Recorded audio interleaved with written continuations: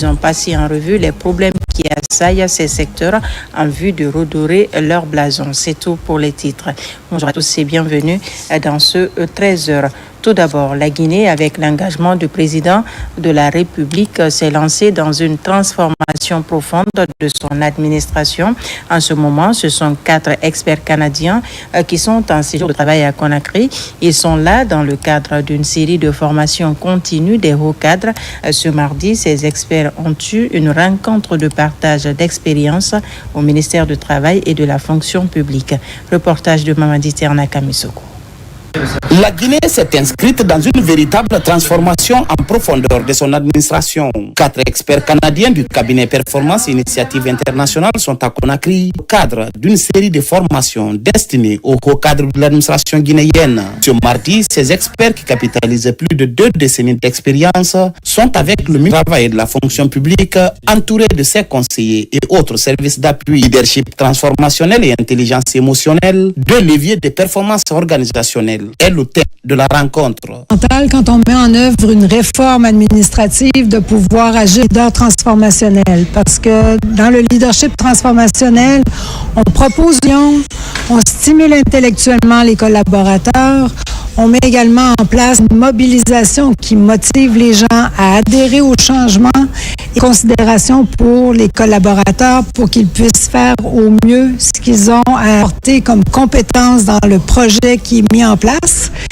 Et pour agir comme un leader émotionnel, il faut absolument être intelligent émotionnellement, donc capable de bien gérer ses émotions, gérer les émotions et comprendre celles des autres. Ce partage d'expérience s'inscrit dans le vaste programme de formation continue des hauts cadres de l'État. L'objectif est de leur permettre de mieux impacter dans leur service. Le président de la République, l'État, le général d'armée Mamadi Doumbouya, dans son discours du Nouvel An, a pris l'engagement de faire de la formation continue des agents publics une priorité. Et immédiatement, en tant que ministre du Travail et de la fonction publique, avec tous mes collaborateurs, nous nous sommes mis à la tâche pour travailler sur un plan d'action qui permettra d'opérationnaliser cette vision du président de la République. Et c'est la matérialisation effective de ce plan d'action que nous sommes en train de lancer ce matin. Parce que la réussite de la transformation d'une administration publique et des réformes courageuses qui vont avec dépend de la qualité des leaders. Dès ce jeudi, ces 4 experts canadiens seront avec l'ensemble des secrétaires généraux des départements ministériels. Il sera question de la mise en œuvre et du suivi des politiques publiques. Je vous l'annonçais dans les titres sur l'axe Conakry-Bamako, une politique de facilitation de la mobilité se met en place. Il s'agit de la mise en œuvre d'un système de transport terrestre qui permet de satisfaire les passagers au moindre coût et dans les meilleures conditions de sécurité. L'objectif est donc de soulager les citoyens des 2 pays, Sona Sagno et Souleymane Diaraya Diallo. Transformer le transport routier en instrument d'intégration sous-régionale devient une réalité à travers la mise en œuvre de la convention scellée entre l'Union nationale des transporteurs de Guinée, la Fédération du syndicat indépendant et les partenaires maliens. Cet accord stratégique vise à développer les infrastructures et les services de transport de ces 2 pays frères. Les cars climatisés qui sont là, c'est des cars luxueux et qui sont venus pour nous aider à faire le transport. Et aujourd'hui, le changement que nous avons souhaité, que tous les transporteurs, les syndicats ont souhaité dans le cadre du développement du transport, vraiment, c'est le changement-là qui est là. Et nous allons profiter de l'occasion pour saluer et remercier le ministère des Transports, qui est le ministère de tutelle, qui se bat pour que vraiment le transport se développe. Conakry, Bamako, ça serait à 350 000 francs guinéens. Donc ça, c'est un ouf de soulagement pour l'ensemble de la population guinéenne. Et surtout, nous sommes dans l'esprit du président de la République, le général Mamadi Doumbouya, qui a accepté de collaborer avec son frère du Mali pour qu'on puisse faciliter le transport entre ces 2 pays. Voir des privés qui prennent des initiatives comme cela, avec des bus de cette envergure et des bus aussi neufs, qui nous permettent de voyager en sécurité et dans la tranquillité. C'est une initiative à saluer et on espère que beaucoup de gens vont copier cela parce qu'il faut copier les bons modèles. Pour moderniser le secteur du transport, le gouvernement guinéen a opté pour une politique de libéralisation. Conséquence, de nouvelles initiatives sont nées visant à doter le pays d'un système de transport performant permettant de satisfaire les besoins des populations au moindre coût et dans les meilleures conditions de sécurité. Notre vision est de développer le transport qui est vraiment difficile en Conakry. On voit vraiment que nos compatriotes maliens et guinéens ont vraiment des difficultés de déplacement à l'interne comme à l'externe. Donc on prévoit de développer ce transport-là dans les différentes régions de Conakry avec l'aide du ministère du Transport qui nous a vraiment aidés et les syndicats. Tout le monde n'a pas le moyen de prendre l'avion, tout le monde n'a pas le moyen de prendre le terrain, il n'y a pas de train en Guinée. Donc ce qui m'a motivé, je veux que le citoyen guinéen voyage dans le confort. Ces efforts contribueront à améliorer l'offre de transport et à réduire les risques d'accidents de la route avec de graves conséquences en perte en vies humaines et en dégâts matériels importants.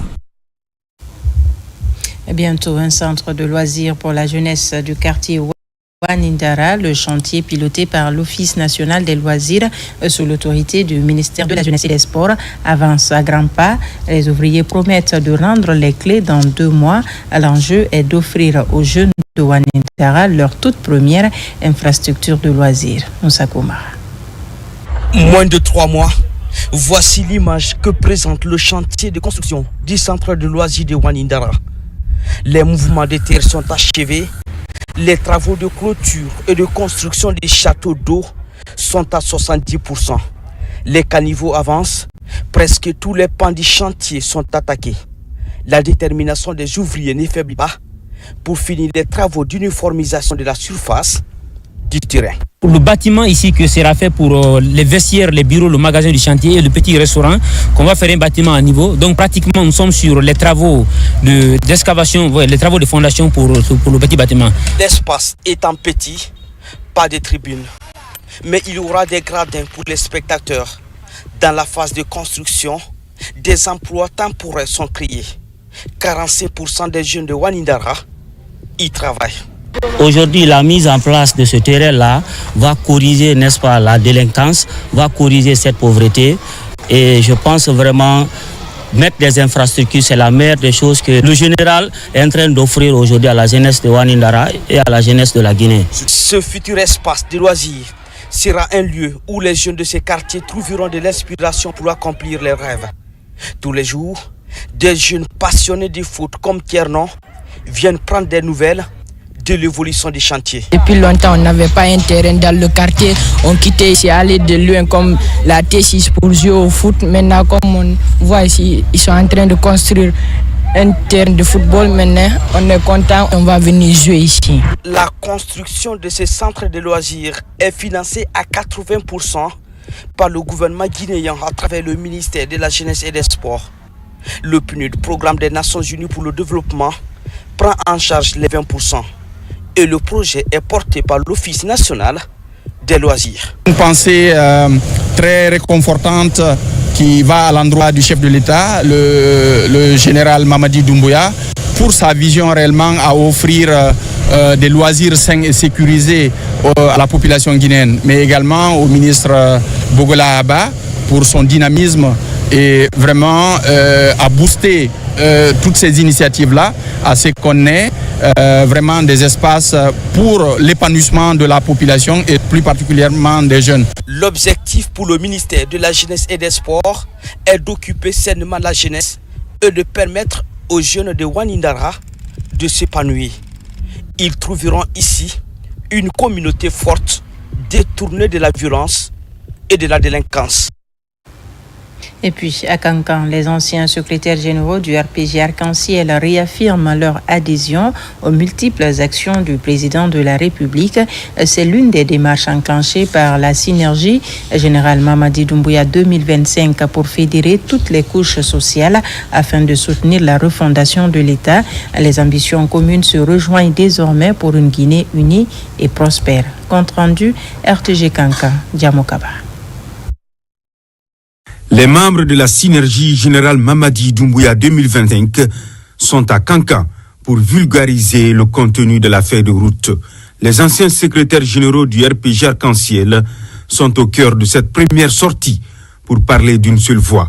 Avec des contenus séduisants, de belles idées sont défendues pour soutenir le président de la République, général Mamadi Doumbouya. L'objectif de notre séjour à Kankan se résume à un seul point. Comment créer les conditions les plus appropriées pour soutenir le président Mamadi Doumbouya pendant, après les élections. Et pour cela, nous avons estimé que faire des mouvements de soutien, c'est très important. Mais avec les partis publics, par les partis politiques, c'est ce qui est pérenne. Et pour cela, nous avons estimé que le RPG Arc-en-Ciel doit être la pierre angulaire de la construction de cette structure pérenne qui doit être l'avant-garde du combat politique que nous entamons.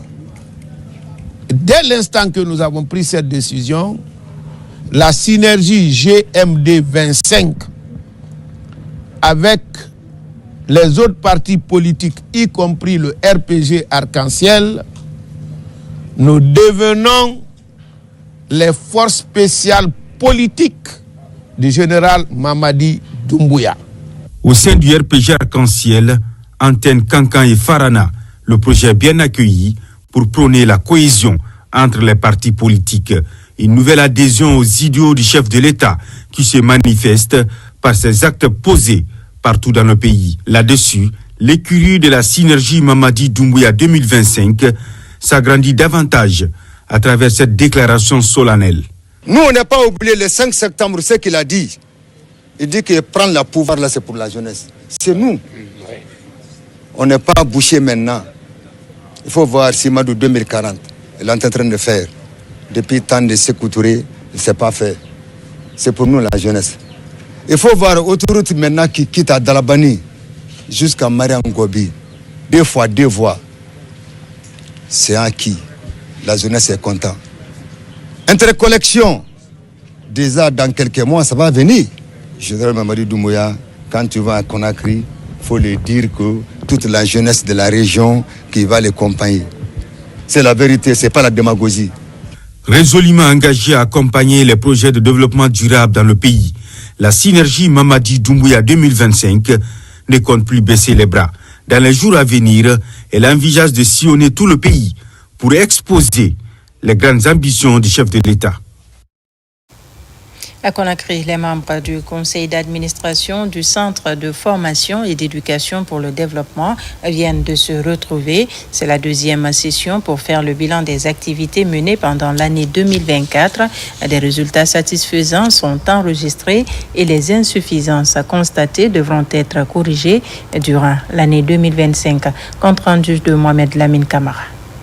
Après un an d'affiliation avec l'ONG Tostan, le Centre guinéen de formation et d'éducation pour le développement Segufed s'est donné comme priorité l'exécution du programme de renforcement des capacités des communautés. À ce jour, plusieurs activités sont menées par l'organisation dans l'amélioration des conditions de vie des collectivités. À ce conseil d'administration, les participants discutent du plan de travail annuel de 2025, la révision des statuts du fonctionnement du CA et le tout chapeauté par des recommandations. On a fait le bilan des activités du semestre passé, où la coordination nationale qui, n'est-ce pas, a en charge des activités opérationnelles, a présenté vraiment des résultats très élogieux et des résultats qui ont conforté le conseil d'administration. Beaucoup d'efforts ont été fournis en 2024, mais le chemin est long, il a été encore long. Et c'est pour cela qu'en 2025, nous prendrons en compte toutes les insuffisances aussi constatées ça et là en 2024. Depuis cette affiliation, Segufed intervient dans au moins 160 communautés dans les régions de Kankan et de Farana. Pour 2025, l'organisme entend couvrir de nouvelles zones d'intervention pour l'exécution de nouveaux projets communautaires. Segufed n'est pas une ONG pour une région ni pour une préfecture, mais c'est pour le territoire national.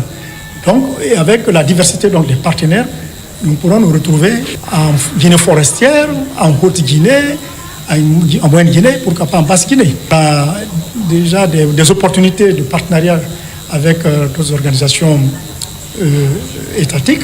Si je prends l'ANAFIC, il y a les organisations des agences des Nations Unies comme l'UNICEF.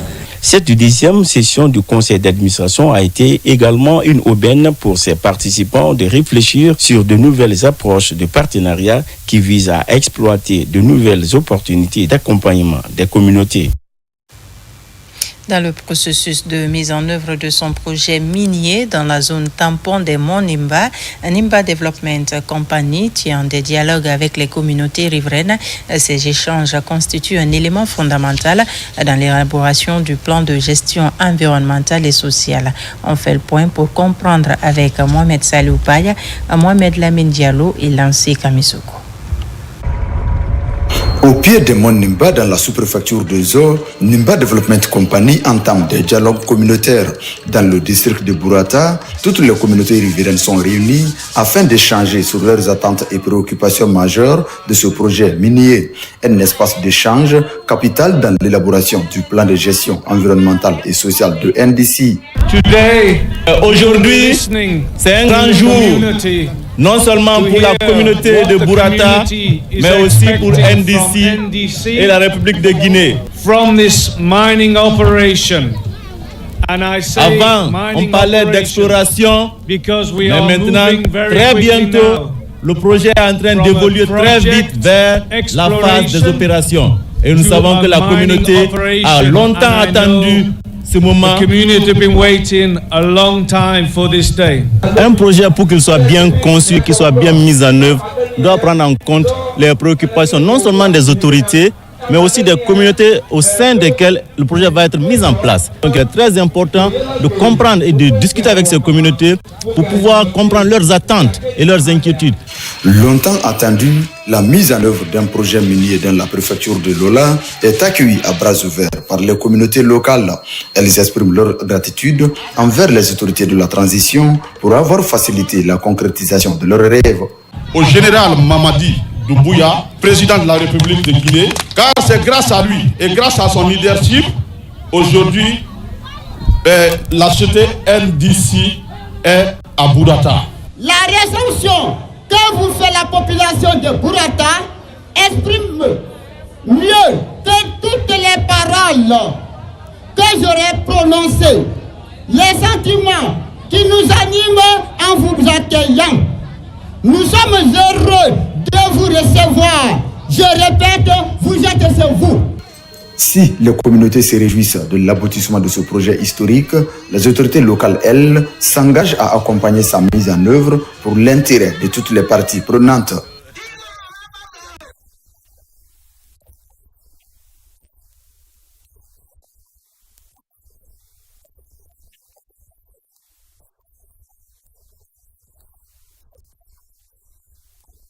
Avec le soutien du cabinet Envirocom, Nimba Development Company compte se doter d'un plan de gestion environnementale et sociale lui permettant d'éviter les erreurs commises dans la mise en œuvre d'autres projets miniers en Guinée.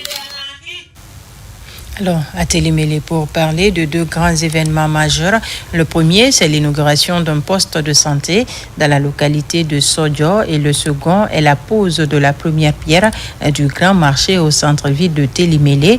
Ce sont des infrastructures qui viennent soulager les populations à la base. Les événements se sont déroulés en présence du préfet de Télémélé, colonel Mamadou Lamarana Diallo. Alpha Isiagaba, Moussa Bangoa. Nous voici dans le district de Soyo, commune urbaine de Télémélé.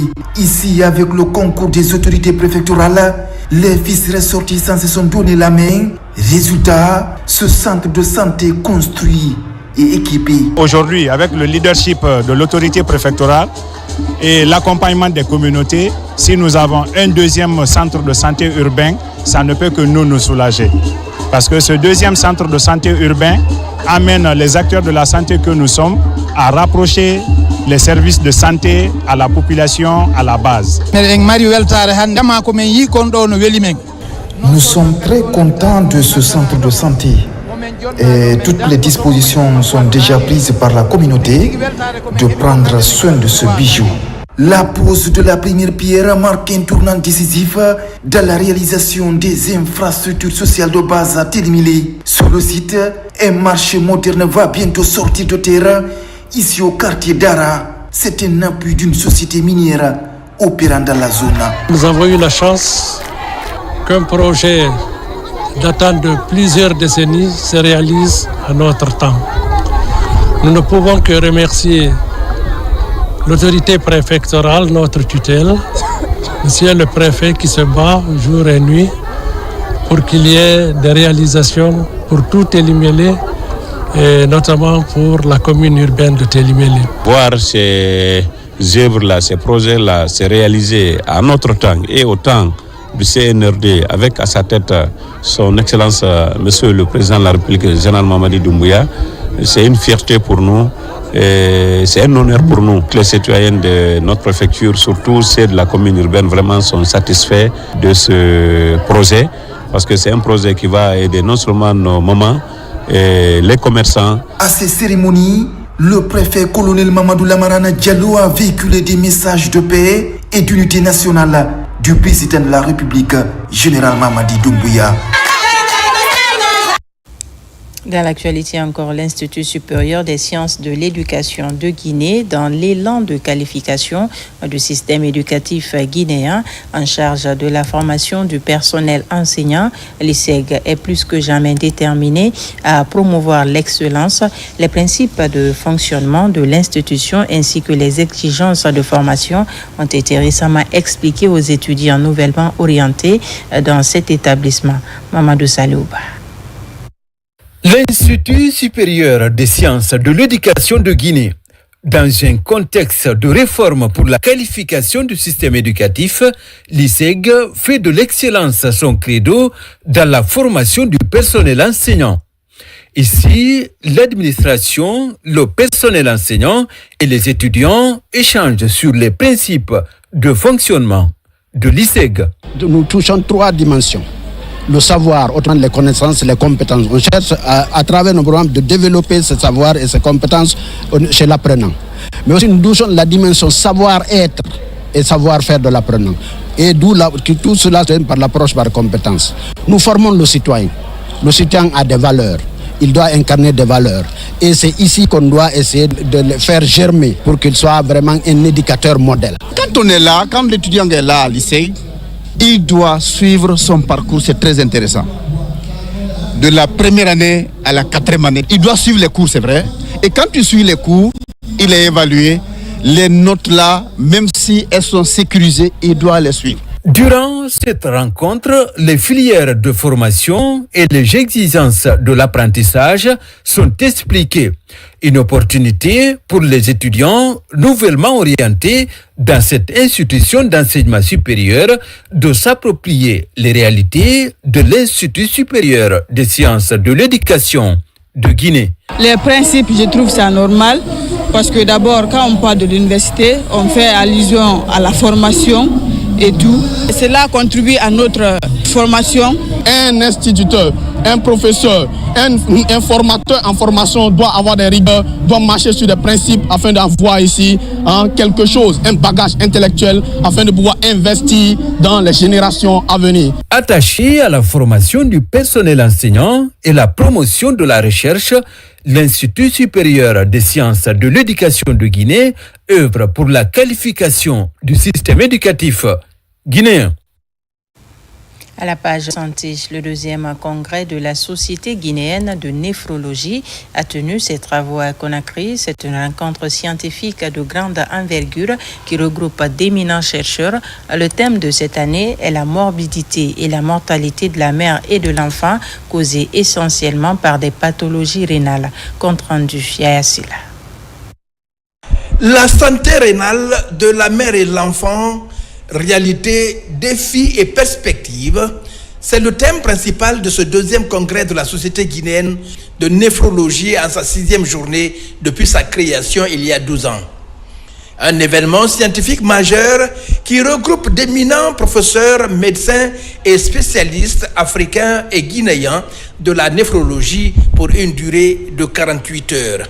Nous centrons la pertinence des recommandations qui sortiront de son journée. Le gouvernement s'emploie à résoudre l'essentiel des problèmes de néphrologie en mettant en place des infrastructures adéquates. Il y a de cela quelques jours, échangé avec même le professeur Lamine Kaba,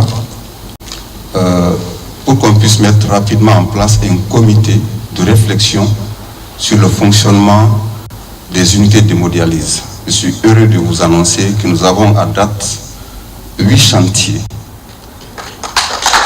à travers tout le pays. Je dois me rendre à l'Abbé ce week-end pour inaugurer une centrale d'oxygène. Et pour ce qui est de l'unité d'hémodialyse, on m'a fait comprendre que les travaux sont déjà achevés. Et je suis sûr que d'ici la fin de l'année, nous pourrons faire fonctionner les 8 unités d'hémodialyse de notre pays. Les présentations des thèmes portant sur la morbidité, mortalité, les enjeux et défis ont marqué la première journée, suivie de la visite des stands des produits souvent utilisés pour traiter des pathologies de néphrologie. Dans le même registre, la décentralisation des soins de santé publique se poursuit à l'intérieur du pays. Après Téliré, le ministre de la Santé est à Lébékéré, toujours dans la préfecture de Mali. Sur place, il a inauguré un centre de santé complètement rénové. Les populations se mobilisent pour dire merci au chef de l'État et au gouvernement qui facilite ainsi la prise en charge adéquate des citoyens de Lébékéré. Tierno Maroufba et Mohamed Mpati Kamara. Entourée des montagnes avec son climat doux, la sous-préfecture de Lébékéré, située à 35 km de la frontière guinéo-sénégalaise, est dans la joie. Désormais, les habitants de la localité vont bénéficier des soins sur place. Le centre de santé de la commune rurale, construit et équipé grâce à un financement de la BID, Banque islamique de développement, est opérationnel. Le défi se comprend, entre autres, une pharmacie, des salles d'hospitalisation et un logement pour le personnel. Un appel pressant aux personnels de santé qui sont affectés ou qui seront affectés dans ces structures d'utiliser cette structure à bon escient. Deuxièmement, d'assurer le maintien de la propreté, assurer l'accueil et respecter toutes les orientations du gouvernement en matière de gratuité de la santé de la mère, de l'enfant, à savoir la vaccination, les consultations prénatales, les accouchements. Connaissant un peu la région de l'Abbé, combien de fois l'accès est difficile, et qu'aujourd'hui on voit c'est l'État qui s'approche de la population. Je veux parler le service qui vient vers la population. Ça me va droit au cœur. En voyant la distance qu'on a parcouru de Mali jusqu'à Lébékéré avec l'état de la route. Et je dirais merci d'abord à monsieur le ministre de la Santé et l'Hygiène publique et tout le système qui ont pu mettre cette situation en œuvre.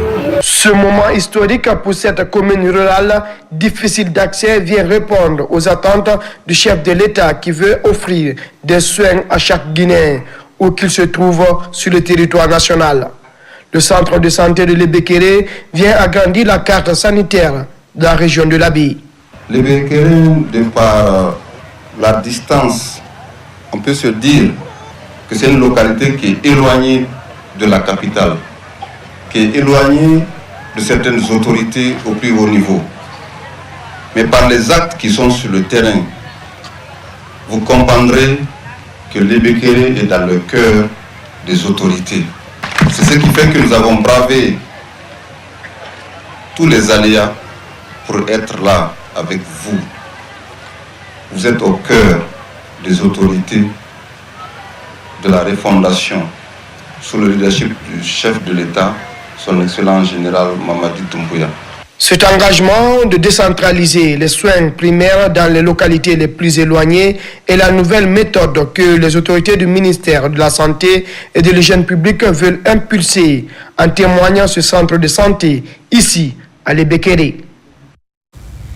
Et pour terminer, le ministre Moussa Moïse Silla, face aux structures fêtières des secteurs de la culture, du tourisme et de l'artisanat, 3 secteurs pourvoyeurs d'emplois et de devises, mais qui restent toujours confrontés à des difficultés. Ensemble, ils ont donc fait un tour d'horizon des problèmes qui assaillent ces secteurs en vue de redorer leur blason.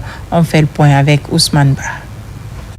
Dans cette salle, les représentants des structures fêtières de la culture, du tourisme et de l'artisanat. Face au chef du département avec son cabinet, il relève les acquis au sein de leurs différents secteurs. Par la même occasion, ces acteurs formulent des plaidoyers pour relever les défis liés à leurs activités. Ils sont relatifs à l'application des textes réglementaires qui régissent les 3 sous-secteurs. Ces 2 fêtières sollicitent une collaboration avec vos structures spécialisées à l'effet de rendre effective la mise en œuvre de conventions collectives qui n'a que trop duré dans les tiroirs, de rendre effective la classification des structures d'hébergement, de restauration et de tourisme en Guinée, de collaborer à la qualification du personnel et à l'amélioration des prestations dans les structures d'accueil. À son tour, le ministre a fait un tour d'horizon sur l'ensemble des préoccupations des structures fêtières. Moussa Moïse Silla se dit engagé à relever ces défis pour le rayonnement de la culture, du tourisme et de l'artisanat qui sont de véritables leviers de développement. Ce que vous demandez, ce n'est pas de la mendicité, ce n'est pas une sorte d'aumône, ce sont vos droits. C'est ce que l'État doit faire, créer un cadre clair, transparent, qui vous permette de vivre de votre travail. Et ce n'est pas assez demandé. Nous allons nous y employer. On n'est pas parfait, nous ne sommes pas des savants, nous sommes aussi des gens qui apprennent au jour le jour. Et sachez quelquefois nous accorder un peu de votre clémence, mais soyez rassurés que la détermination qui est la nôtre est à la hauteur de l'audace et du courage qui caractérise le chef de l'État, le général Mamadi Doumbouya. Nous allons nous engager à poursuivre les réformes vaille que vaille, parce que les 3 sous-secteurs que vous représentez, pour moi, c'est l'alpha et l'oméga de tout développement. Le ministre a aussi exhorté les fêtières à la restructuration de leurs différentes structures en vue de responsabiliser des interlocuteurs qui peuvent défendre leurs intérêts communs. Voilà qui met fin à ce journal. Merci de nous avoir reçus chez vous. L'actualité se poursuit sur notre site le www.rtgguinée.info. On se retrouve à 17h pour d'autres nouvelles de la Guinée, notre paradis, terre de richesse et d'innovation.